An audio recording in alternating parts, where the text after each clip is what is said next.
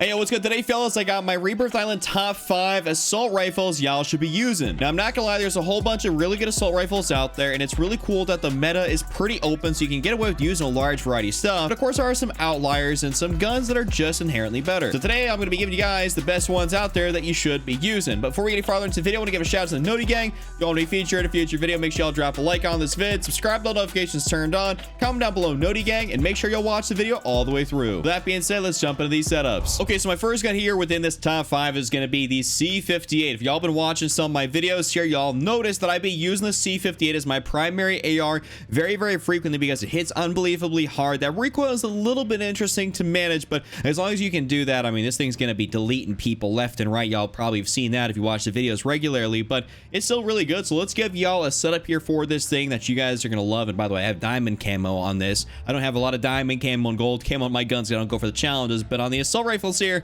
I managed to accidentally unlock it. So with that being said, let's give you guys a setup for it. Okay, so my first attachment on here in the muscle category is going to be the agency suppressor, and this is just going to be the best suppressor out there. We don't really need to run the regular suppressor because we're not trying to make a hybrid AR SMG. I would always recommend y'all run the agency, and specifically because it's got its recoil, we're trying to combat that as much as possible, and the agency is going to help us do that. After that, in the barrel section, we got the 18.5 task force here for bullet velocity, horizontal recoil control, effective damage range, and vertical recoil control. I mean, this is just out, you know, by far the best barrel in here. I have had, you know, previous success running the Ranger barrel, but I mean, ever since that update, they kind of nerfed some of the recoil on this thing a little while ago. We definitely always want to run the task force on this gun. After that, in the underbarrel section, we have the field agent grip here for horizontal and vertical. This is by far the best grip in here. I would not recommend y'all run anything else on this gun. It just does not make sense for you guys to run anything else. Seriously, always run the field agent grip on this gun. After that, though, in the magazine section, we have the 45 round magazine. This is the 45 round drum.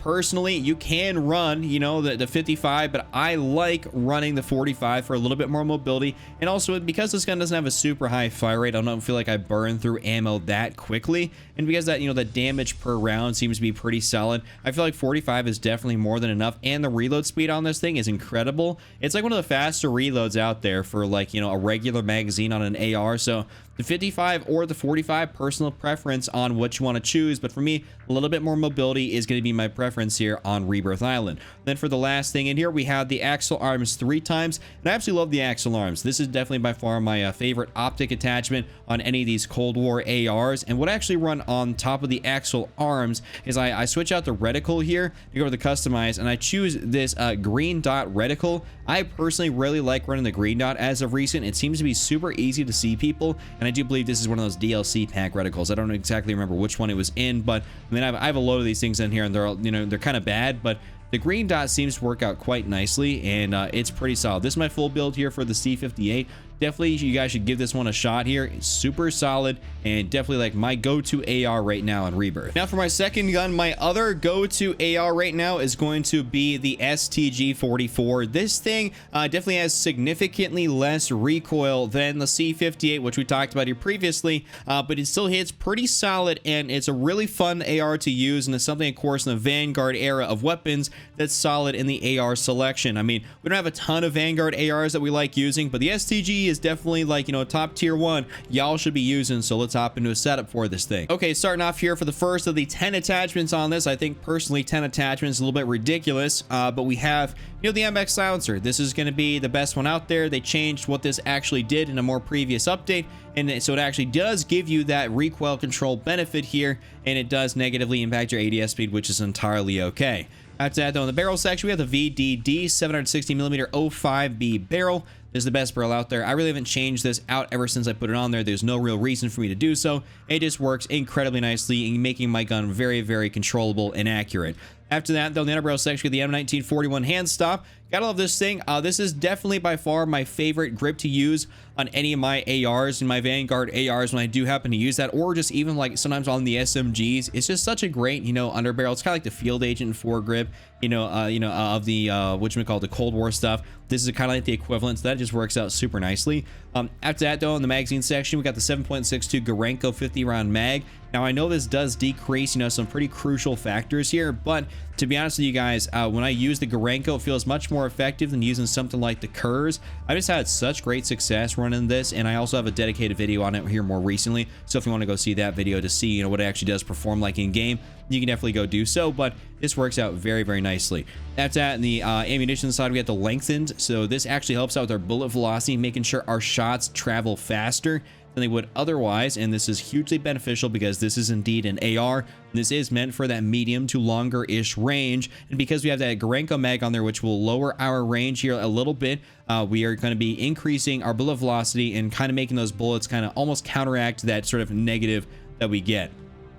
In the rear grip section, though, we have the leather grip here for ADS speed and aiming stability. Gotta love this thing. We're not using the fabric on here because this does decrease our accuracy, and we're really not trying to lose accuracy with our AR. That works out pretty, you know, bad for a lot of these Vanguard weapons when you start decreasing accuracy. So the leather grip's the way to go. At that in the optics section, we have the G16 2.5 times, which I do change the reticle on here. I'll show you guys in a little bit. This works out beautifully for Rebirth Island. You don't really need anything more than that. 2.5 times to 3 times is kind of like the maximum magnification you need on Rebirth, so I don't really see a benefit to anything else. And then in the stock section, we have the VDD 27 precision for horizontal and aim down sight speed, which is definitely good. We don't really care about that hipfire accuracy and the movement speed penalty because we're going to be running around with our SMG anyways for that movement speed, and we don't really ever hipfire with an AR. So that's just kind of that. But then down here into our perks, we have Vital, which increases our torso damage. I used to run Focus, but because of that Gorenko mag and not using a damage mag, the damage mag does not stack with Vital, so you have to use something that's not a damage mag for Vital to work. And so Vital definitely is the way to go here for the Gorenko. I think this works out incredibly nicely. For our last here, we have the fully loaded perk, and this is just because there's really nothing else in here, and this works out, I mean, pretty good for when you're getting those late game situations. Sometimes you come in for like your loadout drop, you know, the in-game loadout drop, and you don't have any ammo. Having fully loaded on here makes it so, you know, of course, have like, was it 210 plus rounds on this gun, and that can get you out of a lot of situations where you may have maybe one magazine in your gun, and that's about it otherwise. So this is my full build here. Definitely really like this thing. I've been using quite a bit along with that C58. Really solid AR y'all should be using. And oh, I almost forgot, I should show you guys my reticle that I'm using. I use a crosshair dot. I switched this out from the basic one. You guys can definitely go ahead and keep the basic one. It's not like that big of a deal. I just personally like the dot and the way it looks, and I feel like I'm a tad bit more accurate with it. But that's my full build here for this gun. Definitely give this one a try. Really, really good. Now for our next up, we're going to be taking a look at the Cold War AK-47. This is a really cool variant, by the way, the ICB rifle. This is like the rocket one. It's got a pretty cool inspector. Wish we had some inspects on some of those Vanguard guns. You know what I'm saying? I feel like that's kind of basic nowadays, but, you know, Vanguard, we don't really got that. Don't know what they're doing over there at the studios, but hey, this is what it is. Anyways, the Cold War AK-47, real solid. It's got a tad bit of recoil nowadays, much like most of the Cold War ARs, but along with all the other ones, as long as you can control that pull down in your stick a little bit, just pull down, you'll be able to hit a lot of shots, and this thing will be incredibly effective. I really like the Cold War AK, so let's give y'all a setup for this thing. Okay, first thing in here to make us silence, of course, counteract that recoil is going to be the Groove Suppressor. We love this thing. You guys know what it does. I don't really have to explain this too much, but, you know, of course, it's going with the recoil, give us a little bit of damage, you know, effective damage range and bullet velocity, all great things. Sound suppression. I mean, listen, this is a holy grail of suppressors right now. This thing's awesome. After that, in the barrel section, you have the 20 Spetsnaz RPK.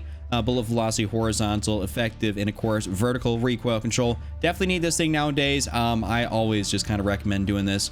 There's no real reason you should be using anything else, you know, in here. It's just not beneficial. Always run the Spetsnaz. And then in the underbarrel section, we have the Spetsnaz grip here for horizontal and vertical. Definitely need this one as well. I remember back in the day, you guys used to be able to get away with no foregrip on a lot of your Cold War ARs, which was kind of nuts when you think about it. But you for sure need that nowadays to be able to control this thing. These will bounce around a little bit. Y'all, you know what I'm talking about if you ever use the Cold War AK. But when you're hitting those shots and those shots are, you know, registering, I mean, those people's, you know, health is going down quite dramatically. So the Spetsnaz is the way to go for this. Outside the magazine section, I run the 45 round mag. I like the 45 over the Bakelite 60 just because, I mean, well, you know, I'm a 60 round magazine kind of guy, and I love that 60, you know what I'm saying? I just prefer to run 45. It's all about mobility for me, be able to move around fast and drop my 20, 30 plus kill games. And I feel like having the 45 in here allows me to be able to ADS quicker than having the 60. As you guys notice, the ADS penalty is actually started here, whereas the 45, you do not get an ADS penalty. That's kind of huge and crucial for me. And then for our last thing here, we have the action arms 3 times. And like I said, this is just the best optic here for this. I run, of course, the same sort of green dot thing. And it works out very, very nicely. I mean, this is just my full build here for the Cold War AK. It's really solid, and I enjoy using it, but I don't use it as often as the C58 though. That one's definitely my go-to right now. Next up, we're gonna be taking a look at one of my more favorite ARs to ever come into the game. That's the M13. This thing's got a bit of a die-hard fan base, and I can see why, because, you know, pretty low recoil gun, very high fire rate. It just feels satisfying to use. And by the way, I have one of the new CDL camos on it. You have to actually go into Modern Warfare multiplayer, put that thing on there, save it as a variant, and then you can come use it in Warzone. Otherwise, you can't use it. So I have this actually as a weapon variant here, and I just have this all pre-built out. But I absolutely love the M13. Super good, and I've been trying some new stuff with it that I think y'all really gonna enjoy. So let's hop into a setup for this. Okay, first thing on this is gonna be that beautiful mono suppressor. You guys know the drill for this thing. I mean, mono is gonna be the go-to over the lightweight or the tactical. You can use the tactical until you get the mono, but you just always want to avoid the lightweight because it's going to decrease your damage range. We don't ever make Modern Warfare ARs hybrid, you know, AR SMGs. That's just not what we do. So the mono is definitely going to be the way to go. After that, in the barrel section, we got the Tempest Marksman here for damage range, bullet velocity, and recoil control. Gotta love this thing. I mean, this is just the largest barrel out there, and it makes it the most effective it can be at being an AR. I have seen people try to use the Cyclone, and I did use this when I was making the Honey Badger video, but I don't believe this is like the way to make the gun the most effective, as that was just purely like a niche, you know, have fun. This is like actually more competitive and, you know, more meta, I guess, if you want to put it that way, but definitely recommend y'all use this. At the end of our barrel section, we got the Commando foregrip here. I don't really think y'all need to go with anything else besides the Commando. This gun's not going to move around all that much, and you should be able to control it. It's one of the more lower recoil guns in Warzone, so definitely just go ahead and give this one a shot. I mean, I don't really think you guys need to use anything else. I mean, you can really use the Ranger if you feel like it's going nuts on you, but I don't believe you should ever require to use the Ranger, ever. Like, seriously, this thing has very low recoil. And then in our magazine section, y'all can see this. 60 round magazine. I'm a 60 round magazine kind of guy, and I like the 60 on the M13. Though sometimes I'm feeling a little bit ballsy and I feel like running the 50 instead of the 60. That allows me to be a tad bit more mobile, you know what I'm saying? But I do like the 60 or the 50. But for right now, I have the 60 on this gun, and that's what's saved as my blueprint. And then after that, for our final attachment, we have the PBX Holo 7 sight. So basically, this is the same thing as the Corp Combat Holo, which is going to be an earlier level unlock, but it just looks, to be honest, cooler. It just does almost literally the same thing, but to me, it looks cooler on the gun. So I just kind of been rocking that, and I was like, okay, I like this, you know? So I definitely recommend y'all give this a shot if you don't want to use the Corp Combat. I mean, but you still actually want to have a combat, you know, holo type of effect. This works out really cool, and I just like the way it looks in game, especially when you're ADSing. It just feels good. So that's the reason I run this. There's no other like benefit to it, really. I just like the way it looks. That's my full build here for the M13. This is just a really solid gun, super low recoil, real fun to use, real satisfying, and I can see why a lot of people love it. It's just solid. Now for my last gun in this top 5, the XM4. We all love the XM4. It did get technically a bit of a nerf here / buff. They took out, I think, something that would do with the damage, but then they increased the neck multiplier or something like that. I mean, they basically kind of evened it out, so it never really got nerfed, but didn't really get buffed. They just kind of altered something. So it's still real good, and I think y'all should be using this gun. I personally haven't used it a heck of a lot recently just because I've been so caught up in my STG and C58 and M13 vibes, but it's still real good, so I think y'all should be using this one. So let's give you a setup for it. First thing in here, like usual, the agency suppressor. I already explained this one here previously, so I don't really want to go too much detail with it, but of course the agency is what we got to be using. After that, in the barrel section, 13.5 task force. I mean, this is just the way to go. We love the task force barrel. I mean, that's just what you have to use on this gun to manage that recoil, and of course it makes it the most effective as it can be at bullet velocity and effective damage range, so we got to use this. After that, in the underbarrel section, got the field agent grip here, horizontal and vertical. Like I said, for the other barrel and, you know, the suppressor, you just have to use it to control everything. Otherwise, it's going to be a little bit all over the place. And this is trying to be our medium to longer range gun. So have to control this as much as possible. After that, in the magazine section, this is, like I said, for the previous guns, more personal preference. We have the 45 and then we have the 60 round. You can use either or, but the 60 round is going to be slower than the 45 on your ADS. There's no ADS penalty here, like I said beforehand, for the 45 as there is for the 60. I personally don't like that ADS penalty, so I just like to use the 45. If you're playing something like Caldera, you just basically probably want to run the 60 just because you're going to be running into maybe more people, or they're going to be at longer distances, and you potentially are going to have to dispense more rounds down range, so it makes more sense. But for Rebirth, it's pretty easy to see people, and you can kind of get away with running the 45. And for our last attachment here, obviously the Axe Arms 3 times. I ain't got to explain this one too much either. I mean, it's just real good, and it's just such a clear sight. Really, my favorite thing out there to use on the Cold War ARs. That being said, that's my full build here for the XM4. If you guys enjoyed this build, enjoyed this video, make sure y'all drop a like, subscribe if you're brand new, turn those post notifications, and just want to know what we have to help you, Randy, and I'm out. Peace.